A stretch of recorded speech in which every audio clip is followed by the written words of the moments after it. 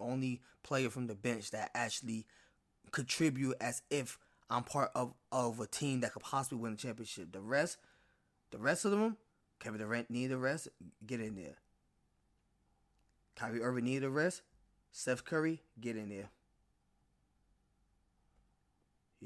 So really, it really came down to basically Kevin Durant being KD and Kyrie Irving delivering shots when he needed the most, especially that big 3-pointer. That big 3-pointer he made, late in the game.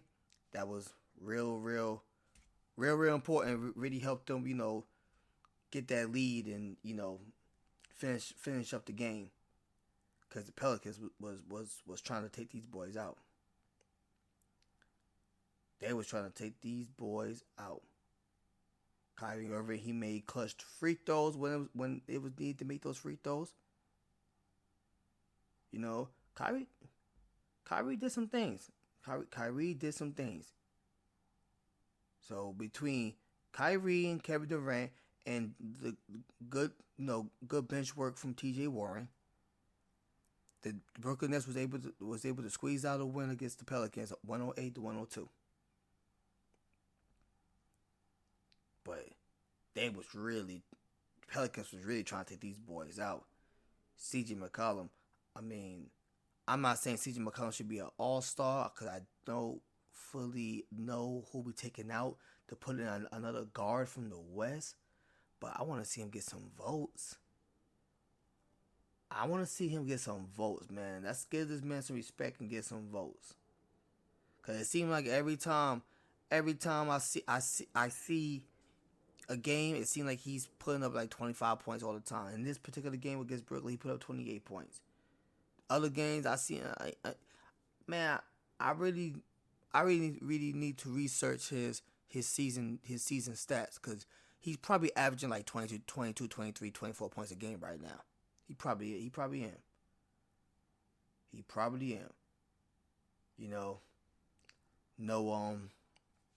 It was no Zion Williams. Is it Williams or Williams' son?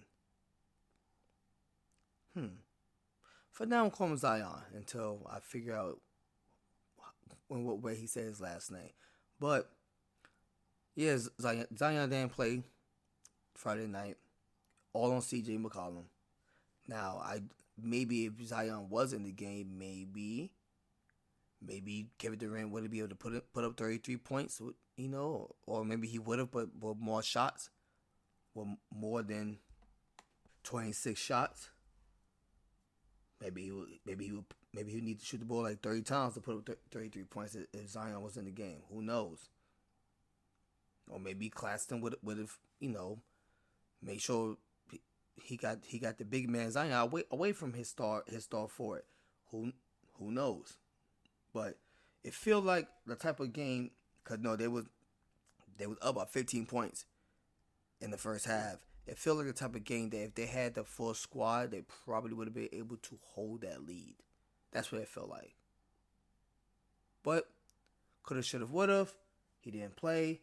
C.J. McCollum, 28 points wasn't enough. Good win by Brooklyn.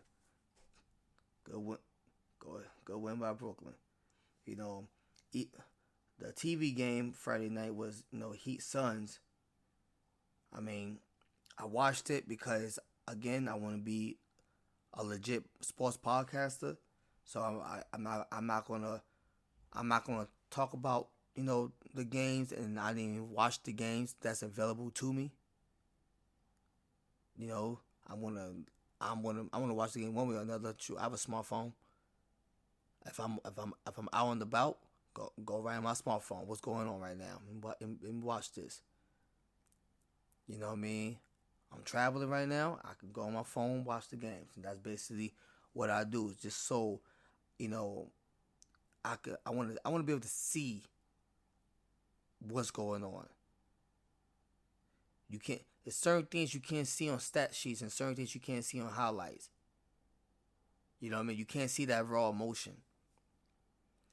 And watching this game, Heat Suns, I could see that raw emotion with the Suns when they don't have Devin Booker and Chris Paul.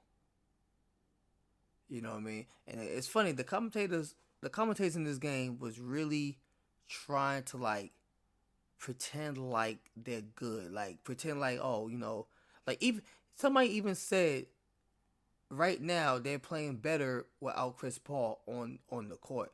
Yeah, probably it probably was for that 3 minute span. Don't mean they better without Chris Paul. They didn't look organized at all. You got Anton making bad turnovers, and it just I don't know, man. They just didn't look right. They look like a team with no leader when they don't have Chris Paul or Devin Booker in the game. They look like a team with no leader.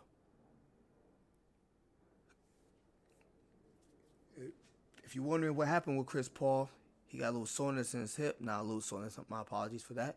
He got soreness in his hip. He came out the game, never returned back. And Devin Booker is still suffering through his injury, but so it was a good half of probably more than a half of basketball without Chris Paul, and didn't start the game with Devin Booker at all. So it was just a bunch of players without a true leader, without a true point guard, without a true playmaker. So that made it very easy for the Miami Heat and for Victor Oladipo to ball out the way he was able to ball out. The man wasn't missing. I had to look at the stats during the game to realize he missed shots, because it felt like every time I see him shoot, he scored.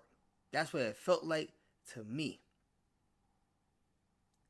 Every time I see this man shoot, he scored. I'm like, what? I had to, like, when they showed the stat sheet during the game, that's when I learned. Oh, he missed 3 shots. Oh, he missed 2 3-pointers. Man, it's 26 points. 7 for 10 shooting. That's 70%. 4 for 6 from the 3-point line. That's 66.5%. Off the bench. That was his show. Victor Oladipo. That was his game. That was his night. Talk about finishing the week strong. And this was a Heat team that did not have Tyler Hero. Giannis Haslam did not play. And their starting forward Highsmith did not score. So basically it was on Oladipo, it was on Jimmy Butler to make shots, and Adebayo was just hustling. When I watching him Friday night, I see the man hustling for rebounds, hustling to get to get to the line, hustling to in the paint. That looked like a real easy 21 points for him. Basically all in the paint. That's basically what it was. All in the paint. Just big man basketball. Give me the ball. I'm in the key. And I'm gonna bully my way to this hoop. I'm gonna bully my way to the basket. Good win for the Miami Heat. A little quick recap of the Lakers, because LeBron James is playing on the team, so basically have to, can't have a sports podcast talk about the NBA. You ain't talk about LeBron James. 4 game good win by the Lakers against Atlanta Hawks. 4 games. That's 4 games in a row by the Lakers. That's another 25 point game for LeBron James, and it looks like he's going to end up breaking Kareem Abdul-Jabbar's scoring record. And the next, I would say, 23 to 30 days, if he continues to average his season points per game, which is 28. He got 25 Friday night. He keep that pace. Within the next 3 to 4 weeks, he's going to break this record. A record that he says in the interview that he didn't even think about it. It was never on his mind. And you know what? I believe him, because when I found out early in the season, by late summertime of 2022, where he was on the list of points per game. On total points, and I realized that's where they really hit me. Because, I probably saw this list a bunch of times in the past seasons, right? I probably saw him top 5 in scoring, went up to top 4 in scoring. I probably saw him top 3 in scoring. It really hit me hard when I saw his number compared to Kareem Abdul-Jabbar's number, and for me to say, LeBron really scored that many points? He really did. Talk about effortless. He really scored that many points basically by accident. Because as far as I know, everybody kept saying like, oh, he don't want to shoot, or he can't shoot, or he just want to pass the ball, the game's on the line, he don't like the pressure, he passed too much and everything. He did pass a lot. He did. That's why he managed to get over 10,000 assists in the last 20 years. But he about to get 38,000 points right now.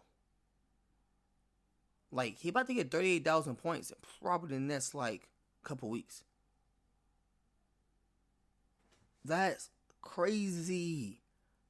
That's crazy for you to be flirting with 38,000 points and you got over 10,000 assists. It's one or the other, LeBron. You can't be John Stockton and Michael Jordan. It's one or the other. That's like being the size of Shaquille O'Neal with Allen Iverson's speed. If you're looking at Zion, that's a closer to that example, huh? But not quite, but it's closer to that example. That again, no, it's not at all, because he's not the size of Shaquille O'Neal. I take that back. Imagine somebody the size of Shaquille O'Neal, 7'1", 215 pounds prime weight. His prime weight, not like, oh, I ain't have a good off season. I had a great off season. I was great in the weight room. I got my stamina up, my speed is up, and I'm at 315, and I run a 4.2 or 4.1. That's what LeBron looks like right now. I'm gonna get 10,000 assists and enjoy my teammates. Celebrate my teammates when they make accomplishments and they make the game-winning shot or whatever the case may be. And at the same time, we'll put up 38,000 points, and I'm still going. And I'm gonna play another season after this. And I'm probably gonna play another season after that one. We'll be looking at 40,000 points before he retires.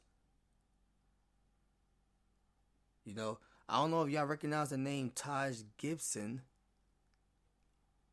If anybody who enjoyed those Chicago Bulls team with Derrick Rose was on it, you'll know who I'm talking about. Taj Gibson. Taj Gibson is about the same age as LeBron James. And people forgot he still plays. He plays for the Washington Wizards. This season, he averaged 3 points a game. He's basically the same age as LeBron. Matter of fact, LeBron's a little bit older. LeBron's older than him in a matter of months, not a matter of years. So they're basically the same age. One is on the last edge of the bench that people forgot he even still plays, and the other one is well, not an MVP candidate, but he's